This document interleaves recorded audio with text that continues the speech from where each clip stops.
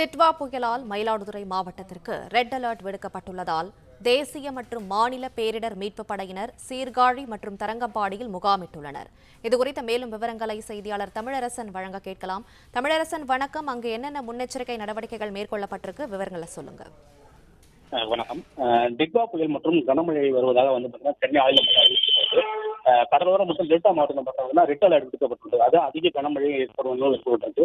இதன் காரணமாக பார்த்தீங்கன்னா இப்ப மீட்பு பணியில் ஈடுபடுவதற்காக பார்த்தீங்கன்னா ஆவடியிலிருந்து தமிழ்நாடு பேரிடர் மீட்பு படையினரும் மற்றும் அரக்கோணத்திலிருந்து தேசிய பேரிடர் மீட்பு படையினரும் வந்திருக்காங்க. இவர் 30 பேர் கொண்ட குழு பார்த்தீங்கன்னா சீர்காழியில் தமிழக பேரிடர் மீட்பு படை நவீன கருவிகள், ரப்பர் படகு உள்ளிட்ட 60க்கும் மேற்பட்ட கருவிகளுடன் பார்த்தீங்கன்னா தயார் நிலையில் இருக்காங்க. மாவட்ட ஆட்சியர் 67 படி பார்த்தீங்கன்னா மீட்பு பணிகள் எங்கெங்க செய்யப்படுகிறது அதெல்லாம் செய்யறதுக்கு தயாராக இருக்காங்க.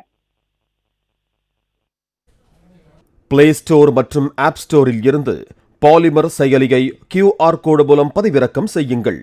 செய்திகளை உடனுக்குடன் பெறுங்கள்.